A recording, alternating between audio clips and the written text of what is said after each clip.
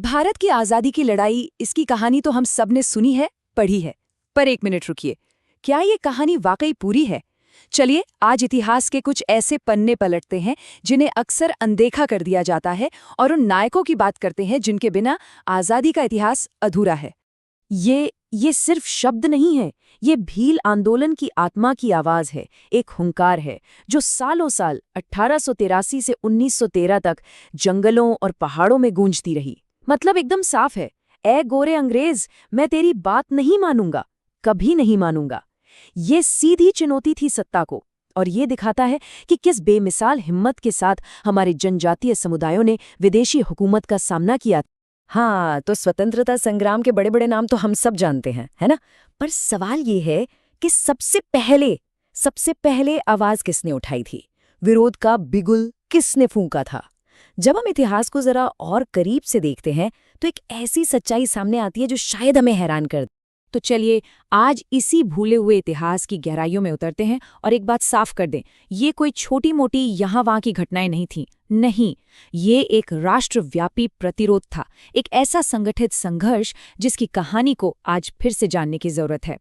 जरा इस नक्शे को देखिए, ये जो आग थी ना जनजातीय प्रतिरोध की, ये पूरे देश में फैली हुई थी। मतलब अंडमान से लेकर महाराष्ट्र, झारखंड से लेकर केरल तक। सोचिए, देश का ऐसा कोई कोना नहीं था जहां आज़ादी की ये लड़ाई ना लड़ी जा रही हो। और अगर आपको अभी भी इसके फैलाव पर शक है तो ये नंबर देखिए, 23। पूरे 23 राज्यों में ये आंदोलन संगठित तरीके से चल रहे थे। ये कोई अचानक भड़का हुआ गुस्सा नहीं था, ये एक सोचा समझा व्यापक संघर्ष था। और यहाँ एक और दिलचस्प बात सामने आती है, पता है क्या? ये संघर्ष कोई 1857 या 20वीं सदी में अचानक शुरू नहीं हुआ। अरे नहीं, इसकी जड़ें तो सदियों पुरानी थीं। तो चलिए देखते हैं कि आज़ादी की ये पहली चिंगारियां आखिर भड़की कब और कैसे। ये देखिए प्रतिरोध की ये कहानी कितनी पुरानी है। हम बात कर रहे हैं 1564 की, जब मध्य भारत की गोंड रानी दुर्गावती ने मुगल सेना को जबरदस्त टक्कर दी थी। फिर देखिए 1785 में बिहार में संथाल जनजाति के तिलका मांझी, जिन्होंने एक बड़े विद्रोह का नेतृत्व किया और शहीद हो गए। और बात यहीं खत्म नहीं होती। 1805 में सुदूर दक्षिण में केरल में कुरिंचिया जनजाति के थलक्कल चंदू ने अंग्रेजों से लड़ते लड़ते अपनी जान दे दी। तो आप देख रहे हैं ये संघर्ष कितना पुराना और कितना गहरा था। आइए तिलका मांझी के बारे में जरा और जानते हैं। उन्हें भारत के स्वतंत्रता संग्राम के शुरुआती नायकों में से एक माना जाता है। और क्यों? क्योंकि उन्होंने अंग्रेजों की उस मशहूर पॉलिसी को, डिवाइड एंड रूल, यानी फूट डालो और राज करो, उसको सीधी चुनौती दी थी। उन्होंने सिर्फ चुनौती नहीं दी, बल्कि उस वक्त जो सबसे मुश्किल काम था वो किया। पहाड़ियां और संथाल समुदायों को एक साथ ले आए, उन्हें एकजुट किया। और उनका नारा क्या था पता है? पृथ्वी हमारी है। कितना शक्तिशाली नारा है! यही नहीं, उन्होंने ईस्ट इंडिया कंपनी की सेना को नाको चने चबवा दिए अपनी गुरिल्ला युद्ध की रणनीति से। मतलब छिपकर हमला करना। इस तकनीक ने अंग्रेजों को बहुत परेशान किया। और देखिए, उनकी शहादत की सदियों बाद भी उनकी हिम्मत की कहानी आज भी संथालों के लोकगीतों में जिंदा है।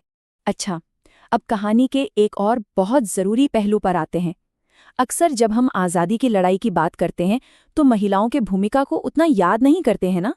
लेकिन जनजातीय स्वतंत्रता संग्राम में वीरांगनाएं सिर्फ लड़ाई का हिस्सा नहीं थीं, वो तो सबसे आगे थीं, वो नेतृत्व कर रही थीं। जैसे कि ये रानी दुर्गावती। सोचिए 16वीं सदी की बात है, एक निडर गोंड रानी जिन्होंने मुगल सेनापतियों को एक नहीं कई बार हराया। और जब आखिर में उन्हें लगा कि हार निश्चित है तो उन्होंने सरेंडर करने से साफ मना कर दिया। उन्होंने शहादत को चुना। उनकी ये वीरता आज भी हमें प्रेरणा देती है। और ये सिलसिला बस यही नहीं थमा। चलिए दो और कमाल की महिलाओं से मिलते हैं।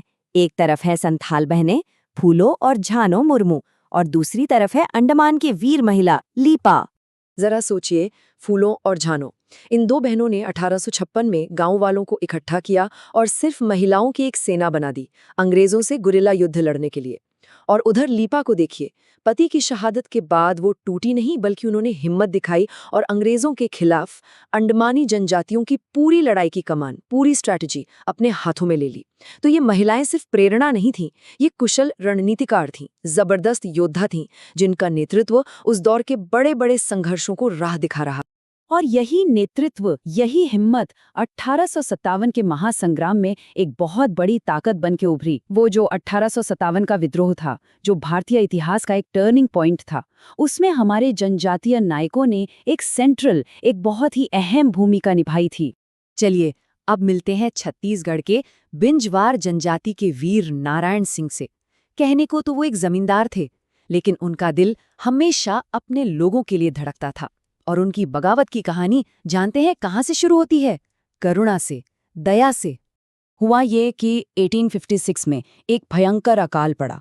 लोग भूखे मर रहे थे, तो उन्होंने अपनी भूखी प्रजा को बचाने के लिए एक बहुत हिम्मत वाला काम किया। उन्होंने एक अनाज व्यापारी के गोदाम के ताले तोड़े और सारा अनाज लोगों में बांट दिया। अब देखिए, अंग्रेजों की नज़र में ये एक जुर्म था, लेकिन वीर नारायण सिंह के लिए ये उनका फर्ज था। और बस इसी एक घटना ने अंग्रेजों के खिलाफ उनके विद्रोह की आग को हवा दे दी। अब चलते हैं छत्तीसगढ़ से झारखंड की ओर, और यहाँ मिलते हैं नीलांबर और पीतांबर से। खरवाड़ जनजाति के ये दो भाई, और इनकी जनजाति अपनी युद्ध कला के लिए मशहूर थी। तो जाहिर है 1857 के विद्रोह में इन दो वीरों की कहानी सुनहरे अक्षरों में लिखी जानी ही थी। देखिए उन्होंने किया क्या। सबसे पहले पलामू में क्रांति की पूरी तैयारी की। फिर उन्होंने वहां की चेरो जनजाति को अंग्रेजों के खिलाफ एकजुट किया। इसके बाद दूसरे लोकल लीडर्स की सेनाओं के साथ कंधे से कंधा मिलाकर लड़े और आखिरी दम तक हार नहीं मानी। हाँ, आखिरकार उन्हें पकड़ लिया गया और फांसी दे दी गई, लेकिन उनकी शहादत ने क्रांति की उस मशाल को बुझने नहीं दिया। तो अब हम अपने आखिरी हिस्से में आ गए हैं, और यहाँ हम कुछ और नायकों की बस एक झलक देखेंगे, ताकि ये बात एकदम साफ हो जाए कि ये बलिदान किसी एक जगह तक सीमित नहीं था, ये पूरे भारत में फैला हुआ था। ये नायकों का एक ऐसा ताना बाना है जिसकी हर डोर में आज़ादी की एक कहानी छुपी है। अगर हम नॉर्थ ईस्ट की तरफ देखें तो वहाँ मेघालय की पहाड़ियों में खासी जनजाति के यू तिरोत सिंह थे। उन्होंने अपनी ज़मीन, अपनी आज़ादी की रक्षा के लिए अंग्रेज़ों के खिलाफ एक लंबा और बहुत मुश्किल गुरिल्ला युद्ध लड़ा। वो सालों तक ब्रिटिश हुकूमत के लिए एक बड़ी चुनौती बने रहे। अब जरा पश्चिम भारत की तरफ चलिए। महाराष्ट्र में कोली जनजाति के राघोजी भांगरे, उन्होंने अंग्रेज़ों की नीतियों के खिलाफ बगावत कर दी और ईस्ट इंडिया कंपनी से सीधी लड़ाई छेड़ दी। वो अपने लोगों के लिए प्रतिरोध का, रेजिस्टेंस का एक बहुत बड़ा सिंबल बन गए। और हाँ, एक बात और, प्रतिरोध हमेशा सिर्फ हथियारों से नहीं होता।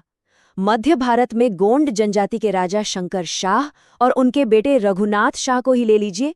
वो दोनों कवि थे और अंग्रेजों ने उन्हें सिर्फ इसलिए तोप से उड़ा दिया क्योंकि उन्हें डर था कि उनकी कविताएं क्रांति की आग भड़का सकती हैं।